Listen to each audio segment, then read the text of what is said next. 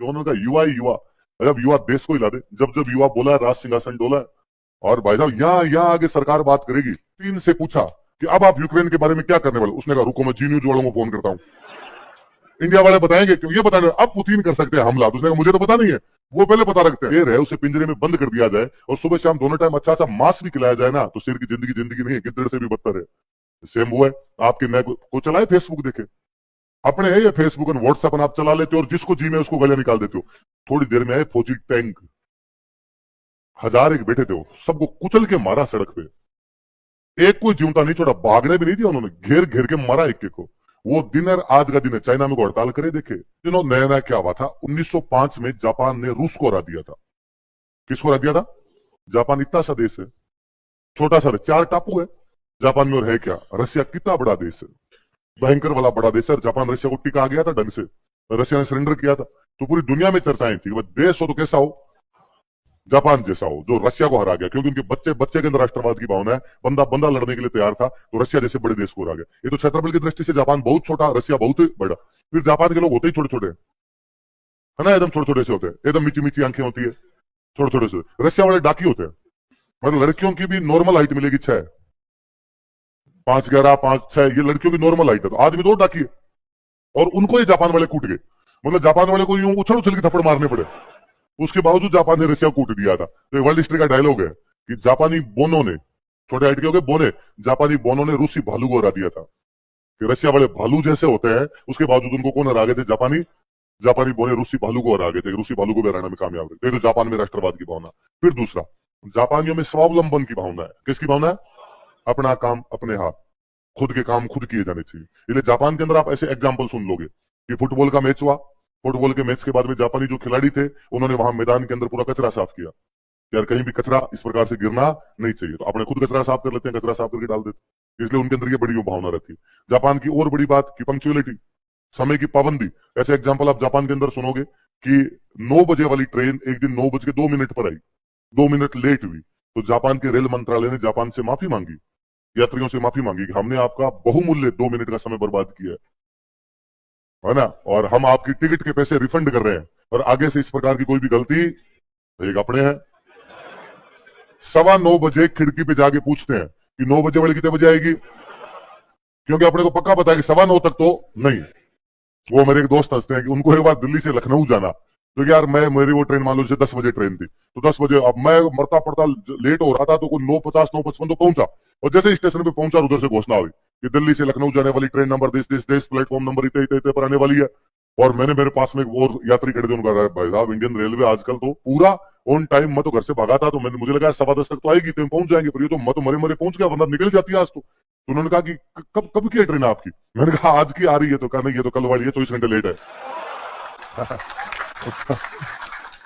आज वाले तो पता लगाओ आएगी 2-3 घंटे बाद आ जाएगी, इतना क्यों लोड लिया ऐसा। और अपने को भी ज्यादा मारामारी नहीं रहती है ना भाई, वहां गए ट्रेन लेट होता अपने आराम से बैठ जाते, कोई नहीं आगे जा क्या करना, इतना भी क्या इंपॉर्टेंट काम पड़ा है, चिल लोग है एकदम कूल, को ज्यादा यू मारामारी के अंदर नहीं रहते हैं अपने। तो ये जापानियों की भावना। आप जापान में से एग्जाम्पल सुनोगे कि वहां जूते बनाने की एक फैक्ट्री थी, और उस फैक्ट्री के अंदर कर्मचारियों ने मालिक को जाकर तनख्वाह बढ़ा, और मालिक ने कहा नहीं बढ़ाऊंगा तनख्वाह, तो उनका हम हड़ताल करेंगे, तो कर लो जो तुम्हें करना हो, लेकिन तनख्वाह नहीं बढ़ाऊंगा। इसलिए उन्होंने हड़ताल की। हड़ताल क्या की? उन्होंने एक पैर का जूता बनाना शुरू कर दिया, 7 नंबर का राइट जूता, 8 नंबर का राइट जूता, 9 नंबर का राइट जूता। अब मालिक के तो काम नहीं आ रहा ना, दोनों जूते बनेंगे तो ही बिकेंगे, तो मालिक फाइनली उनकी बात मानता है, उनकी तनख्वाह बढ़ाता है, तब उन्होंने दूसरे पैर का भी जूता बढ़ा लिया। काम तो बंद नहीं हुआ।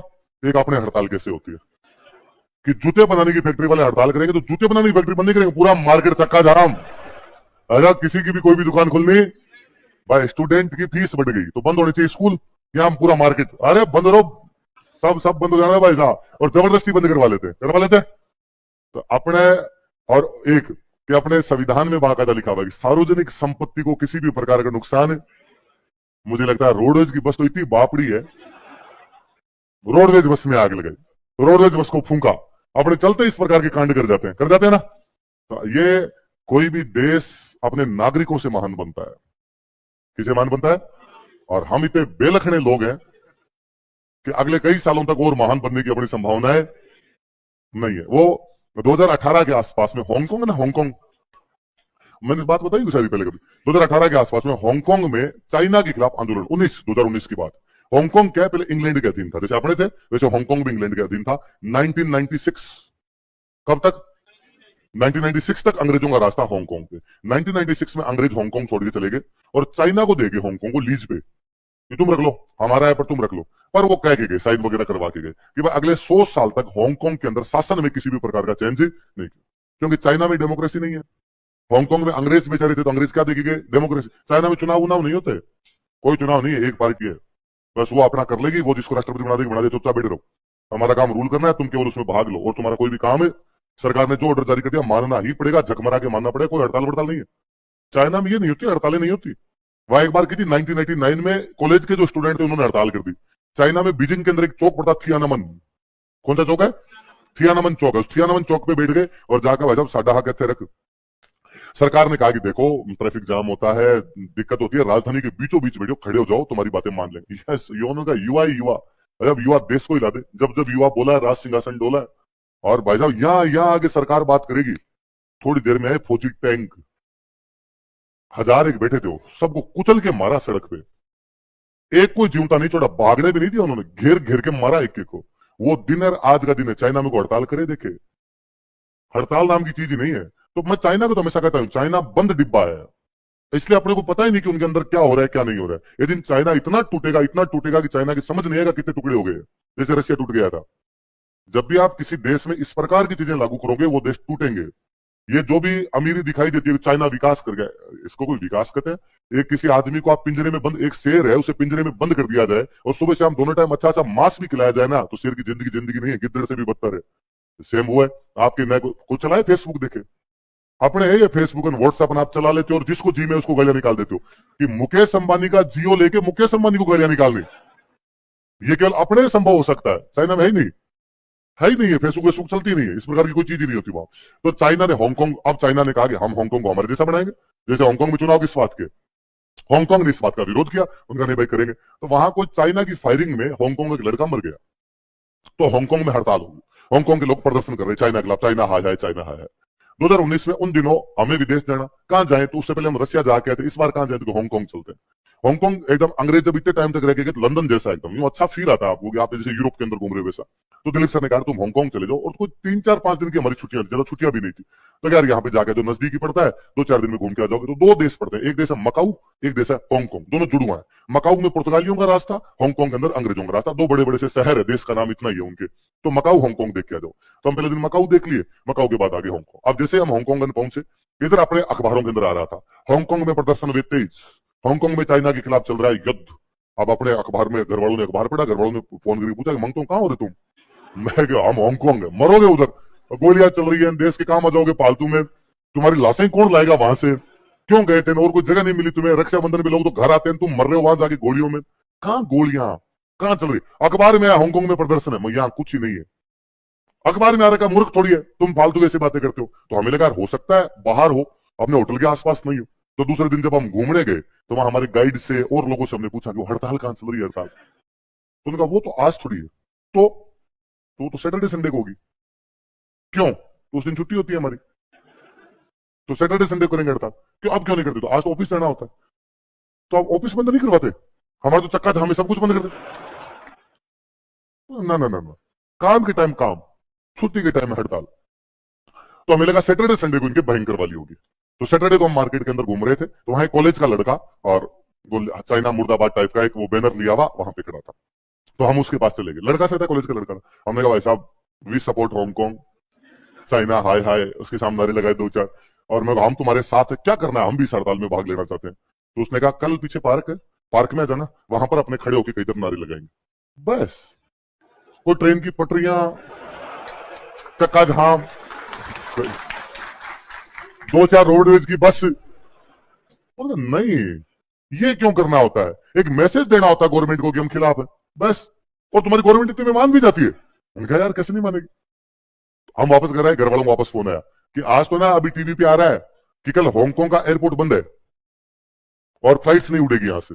अपने टीवी वाले कुछ ही कर सकते हैं, है ना। अपने टीवी वाले रशिया यूक्रेन के बीच में जब युद्ध चल रहा था ना, तो वो किसी ने जोक बनाया था कि पुतिन से पूछा कि अब आप यूक्रेन के बारे में क्या करने वाले। उसने कहा रुको मैं जी न्यूज वालों को फोन करता हूँ, इंडिया वाले बताएंगे, क्यों ये बता रहे अब पुतिन कर सकते हैं हमला। तो उसने कहा मुझे तो पता नहीं है, वो पहले पता रखते हैं। तो अपने टीवी वाले इधर कल हांगकांग का एयरपोर्ट रहेगा बंद, तो भाई हमें भी डर लगा। मगर यदि एयरपोर्ट बंद रहा, फ्लाइट नहीं उड़ी और एयरपोर्ट पे नहीं जाने दिया, तो अपना तो वीजा और खत्म हो रहा है। 5-7 दिन का वीजा मिला था, लास्ट दिन था उसका, और यदि नहीं जा पाए तो यही रहना पड़ेगा। यहाँ ये चाइना के कानून और लागू होंगे, भगवान जाने कौन सी जेल में ले जाके पटकेंगे। हमने गाइड से बात की, उसने कहा चल रहे हो यार, ऐसा कुछ ही नहीं होगा। तो हमने पूछा कितने बजे जाना है एयरपोर्ट, तो उसने कहा भाई एयरपोर्ट तुम्हें 1 बजे जाना, 1 बजे की फ्लाइट है, तो कितने बजे निकलना पड़ेगा। तो उसने कहा कि भाई 11 बजे तुम्हें एयरपोर्ट पहुंचना पड़ेगा, 2 घंटे पहले पहुंचना पड़ेगा तुम्हें। तो तुम ऐसा काम करना, मैं तुम्हें लेने के लिए 10 बजे जाऊंगा, और ये 1 घंटे का रास्ता अपना, और 1 घंटे में अपने पहुंच जाएंगे। 11 बजे मैं आपको ड्रॉप कर दूंगा, 2 घंटे की आपकी अंदर की कार्रवाई हो जाएगी, 1 बजे तुम्हारी फ्लाइट पकड़ लेना। मैं नहीं, कल तुम्हारे हड़ताल, हमें सब पता चल गया, बावड़े बनाने बंद कर दूं। कल संडे है, कल तुम्हारे बड़ी हड़ताल होगी, तुमने कहा था छुट्टी के दिन बहुत बड़ी हड़ताल करते हैं, एयरपोर्ट जाम करोगे कल तुम, और कल को ट्रैफिक जाम हुआ बीच में और 1 घंटे में नहीं पहुंच पाई तो तू एक काम कर, तू 8 बजे आ जा, तो बीच में जाम भी हो तो 3 घंटे में तो एयरपोर्ट पहुंच जाए। उसने कहा मूर्खों ऐसा कुछ ही नहीं होगा, क्यों नींद खराब कर रहे हो, आराम से सो के तैयार रहना, सामान पैक करना, वो सामान रात को पैक कर देंगे, तू 8 बजे तैयार मिलेगा हमें। अब गाइड को तो बेचारे बढ़ना पड़ता है, वरना हम उसकी कंपनी में शिकायत कर दे तो अगली बार वो कंपनी उसको गाइड नहीं, वो देगी नहीं, यात्री नहीं देगी, भाई यहाँ से को जाएंगे ना टूरिस्ट उसके पास। तो उसने कहा ठीक है यार, पर मैं फिर भी कह रहा हूँ यार नहीं जाएगा, क्यों फालतू में कर रहे हो, वरना 8 बजे इधर रुपए दिए हुआ इधर मिलेगा। वो बेचारा आ गया, उनकी पंक्चुअलिटी इतनी रहती है, 8 बजे का मतलब 8, वो न तो 8:05 पे आते हैं ना 7:55 पे आते हैं। हम कई बार मजाक करते हैं, ये ना पीछे छुपे रहते हैं खंबे के, तो आ तो पहले जाते हैं 8 बजे तक आ गया। भैया इतना पंक्चुअल कैसे हो सकता है, बोट 8 बजे आगे खड़े होते हैं यार। तो मैंने सब जगह देखा वीडियो, एकदम 8 का मतलब 8 बजे आगे खड़े होंगे, तो मैं पीछे कहीं खड़े हो जाते होंगे, फिर आगे तो क्या मैं तो और तो इनके क्या होता होगा। अब वो बेचारा 8 बजे आ गया, रोड खाली पड़ी यार, वहां कोई रोड नहीं भरी हुई, रोड खाली। उसने कहा मैंने कहा था ना रोड खाली पड़ी, तुम लेके आए मांगते, अब बैठा था 4 घंटे यहाँ पे। हमने वापस कहा नहीं, एयरपोर्ट गिरा, एयरपोर्ट वहां अंदर जाने में दिक्कत आएगी, तू हमें छोड़ेगा वरना तेरे को नहीं छोड़ेगा, अंदर तक छोड़ के आएगा। तू चाइनीज बोलता, हमें तो चाइनीज समझ में भी नहीं आती, ये क्या बोल जाए। उसने कहा कोई नहीं पकड़ेगा तुम्हें, कौन पकड़ रहा है तुम्हें, कौन रख रहा है यहाँ पे, इतने फूट रहे भी नहीं तुम्हें इधर रखे। अब भाई हम एयरपोर्ट पहुंचे और एयरपोर्ट में चारों तरफ प्रदर्शनकारी खड़े, और हमें लगा आज तो लफड़ा, अंदर जो जीव धक धक करे। हम आगे बढ़े तो उन्होंने रोका हमें और रोके कहा कि भाई do you support Hong Kong. Yes we support. उनका ओके, बस खाली यूं बेचारे कर रहे थे, आप हमारा सपोर्ट करो, आप हमारा सपोर्ट करो। हमने 2-4 हांगकांग जिंदाबाद हांगकांग, आराम से एयरपोर्ट पे गए, कोई फ्लाइट रद्द नहीं, कोई कुछ और नहीं, आराम से फ्लाइट उठ गई। ये होती है हड़ताल, मजा नहीं आया ना। तो थोड़ा कुछ नहीं हो तब तक मतलब ही क्या है। तो देश तभी महान बनेगा जब देश के नागरिक महान होंगे। शासन तंत्रों के भरोसे कभी देश महान नहीं बनते। प्रधानमंत्री कोई आ जाए कोई नहीं आ जाए, जब तक लोग बेलखड़े रहेंगे तब तक चीजें ऐसी चलती रही। वो मैं रशिया वाली इस बार वाली बात बता ही रहा था आपको। इस बार हमारे रशिया में गाइड हमें इंडियन मिल गए, एक भैया, इंडियन भैया, गुजराती भैया मिल गए, वो मिल गए। तो वो एक कोई रशिया से आगे टापू, रशिया में लास्ट साइड में जाके टापू पड़ता है केरेलिया, उस केरेलिया टापू पे हम जाके आए। तो वहां से जो वापस आ रहे थे, अब वो गुजराती थे तो माता ही मारते आ रहे थे, उनसे अपनी भाषा में बात करने में आसानी रहती है ना यार। वरना तो क्या है, वो गाइड मिलते हैं इंग्लिश वाले गाइड मिलते हैं तो पहले अपने अंग्रेजी दिमाग में बनाते हैं, चुका है चुकी है, इज लगाएंगे, हेव लगाएंगे, तो थोड़ी बातचीत हो पाती है, ज्यादा बातचीत हो नहीं पाती। अब अपने कुछ ही फेंको, तो ये पता नहीं कोई, मैंने हाथ वाथ साफ करके कागज वागज पड़ा, टिश्यू पेपर पड़ा था, जंगल, प्योर जंगल, एकदम जंगल में से गाड़ी आ रही, और मैंने उस शीशा डाउन किया और मैं जैसे उसको रुको रुको रुको, अब क्या इतने में तुम्हें फेंक गया। और उसने कहा मरा दिया तुमने, ये कागज बार क्यों फेंका, क्यों, यहाँ कैमरे लगे हुए हैं और कैमरों में अगर मेरा चलान हो जाएगा कि कागज इन्होंने रोड पे फेंका था। मैं यार देख बावड़े मत बना, जंगल में कौन से कैमरे होते। तो उसने कहा यार हाँ तुम्हारी बात सही, जंगल में तो कैमरे भी नहीं होते, पर फिर भी यहाँ कई कई जगह कैमरे होते हैं और ऐसे नहीं फेंकना होता है।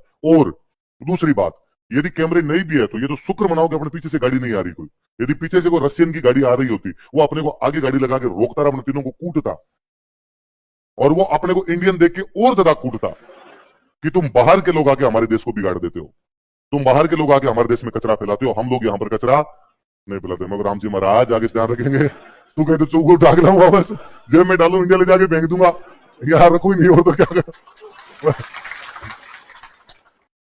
खूब त्याग और बलिदान करने पड़ेंगे। आप विदेश में तो इंडिया के अलावा मुझे लगता कहीं चले जाओ, यूरोप में तो बेसिकली रशिया, हांगकांग, अर्मेनिया सब जगह देखा हॉर्न नहीं बजाते लोग।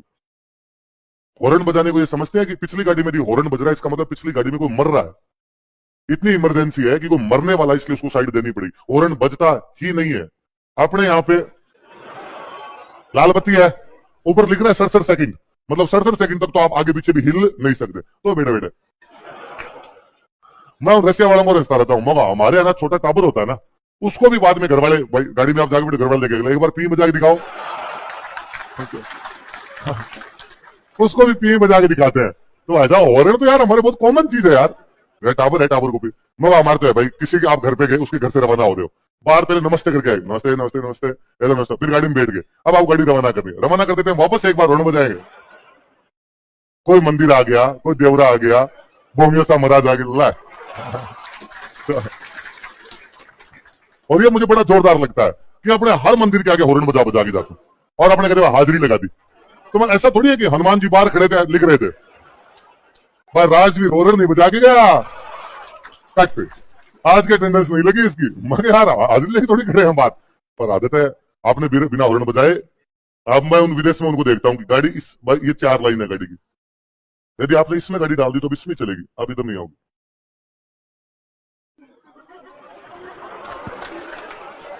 आपने नई गाड़ी लाए, अरे जाऊं जाऊं तो लग रहे वाह रे वाह, क्या मतलब हुआ तेरी इस गाड़ी का, यदि 2-4 ऐसे कटना दिखाए। ये नहीं लेते, यू टर्न नहीं लेते जब तक ये जबरा क्रॉसिंग ना आए। जब वो क्रॉसिंग आएगी उस क्रॉसिंग पे ही लेंगे यू टर्न, ऐसे यू टर्न नहीं लेते। और कोई डिवाइडर नहीं, सबसे बड़ी बात है डिवाइडर नहीं, बीच में कोई डिवाइडर नहीं, उसके बावजूद यू टर्न नहीं लेते। मगर हमारे डिवाइडर होता है तो भी हम बाइक को उठा के खुदा दे इधर इधर लिया, इधर इतना लोड नहीं लेते। वो समय बचाना होता है यार आगे। अच्छा, रोड के बीच में सीधी लाइन है, फिर रोड के बीच में यू लाइन है कट कट। यदि ये लाइन है इसका मतलब आप इस लाइन में जा सकते हो, यदि ये लाइन है तब नहीं जा सकते। किसी भी स्कूल के आगे से निकलोगे तो स्पीड 30 हो जानी चाहिए, 30-35 ज्यादा वो लिखा हुआ 30-35, जितना भी स्कूल के कॉलेज के उनके आगे से निकलो तो वो स्पीड हो जानी चाहिए। मैं बता यहाँ तो अपने स्कूल के आगे से तेज निकालते हैं कि आगे नहीं आ जाए जबीर दे इसके। बुरा जो देखन मैं चलान बुरा न मिलिया, जो दिल देखा आपड़ा न मुझसे बुरा ना। गोरे इस दुनिया की सबसे महान प्रजाति है, इसको स्वीकार करना ही पड़ेगा। उनसे भले इस मामले में कतई कोई लोग ही नहीं कि वो इन चीजों को, मतलब सिविक सेंस जो होता है कि नागरिक रहते कैसे, वो उनसे बेहतर कोई नहीं जानता। अब मैं जापान का जब सोचता हूं तो मुझे लगता है कि यार 1945 में जापान के 2 टापुओं पे अमेरिका ने परमाणु डाल दिया। परमाणु का मतलब देश पूरा तहस नहस, कि देश में कुछ भी नहीं बचा। उनके कई साल तक उनके बच्चे जो थे विकलांग पैदा होते रहे, उसके बावजूद जापान यार विश्व शक्ति है कि कितना जल्दी ग्रोथ कर गए कि पूरा देश बना गए। तो ये आप नोटिस करना, घर में पुराने वॉकमैन रखे हुए हो, वॉकमैन आते थे, गाने सुनने वाले वॉकमैन आते, उन पे आप देखना, उन पे लिखा होगा मेड इन जापान। घर में जितनी टॉर्च रखी उन पे देखना आप मेड इन जापान, है ना। नेल कटर या तो मेड इन कोरिया या मेड इन जापान। तो छोटी छोटी चीजें बना बना के दुनिया में पैसे कमा गए हो। 4 टापुओं का देश है यार, क्या तो खाते होंगे क्या पीते होंगे, उसके बावजूद वो महान शक्ति बना हुआ है दुनिया की। इसका मतलब उसके नागरिक जो एक एक आदमी मरने के लिए तैयार रहता है, और मरना ही पर्याप्त नहीं है। ये कोई जरूरी नहीं कि आप देश के लिए मरो तभी जाके महान हो पाओगे, आप देश के लिए अंदर रहते हुए अच्छे काम करते हो, ये भी तो महानता अपने आप। तो अपने सबसे पहले तो और कुछ ही नहीं, ट्रैफिक नियम का पालन करना ही सीख लो। हम केवल उन लाल बत्तियों पे रुकते हैं जिन पे पुलिस वाले भैया खड़े हैं। यदि कहीं पे पुलिस वाले नहीं होते तो हम उन लाल बत्तियों पे रुकते भी, और उसमें अपने पास नई नई गाड़ी हो तो पुलिस वाला खड़ा तो इधर ऊपर लाऊं, पुलिस वाले के ऊपर से भले निकाल दे पर हम रोकने का नाम है नहीं लेते। हॉर्न वाली हो कि भाई लाइन में खड़े हो, आगे दिख रहा है आगे नहीं जा सकते, तो हॉर्न बजाने का मतलब क्या है, उस लाइन को बनाए रखा जाए। अपने आप पार्किंग देखा करो कभी, यदि कहीं पे पार्किंग वाले भैया नहीं खड़े तो अपने गाड़ियों की पार्किंग कैसे करते हैं। अब कोई इधर आ गया तो अब इसको निकाले कैसे, उसके खुद की नहीं समझ में आता, बेतरतीब किधर की किधर लगा देते हैं। पार्किंग वाले भैया खड़े हैं, अपने ये भी नहीं पता यार ये गाड़ी अब निकलेगी कैसे, अपने एकदम मरा फूटे इसके निकालेगा तब देखेगा, अपने इसके पीछे गाड़ी लगा दो। आई बात समझ में। तो अपने को कैसा देश बनना चाहिए, जापान कैसा देश बनना चाहिए, यूरोप में किसी जैसे बन जाओ जी, उन जैसे बन जाएंगे उस दिन देश अपने आप डेवलप कर जाए। वरना इतना बड़ा देश, इतनी बड़ी जनसंख्या, दुनिया पे राज करें भले, पर लखन आए नहीं, लखन नहीं आए तो चल रहा है जैसे तैसे करी। और कैसे चल रहा है ये देश अपने बड़ा, अपने को नहीं समझ में आ रहा, इतने बेलखन है उसके बावजूद चल रहा है। बता ना कि अमेरिका का कोई एक आदमी था भगवान को नहीं मानता, तो नास्तिक समझ गए, वो इंडिया का दौरा करके जब जाने लगा तो उसने कहा भगवान है। का कैसे, क्या भगवान नहीं हो तो ये देश चले कैसे, ये देश चल रहा है इसका मतलब कोई ना कोई पावर तो है जो इस देश को चला रही है। अच्छा, केसरी सिंह बारेट कौन से हत्याकांड में पकड़े गए थे,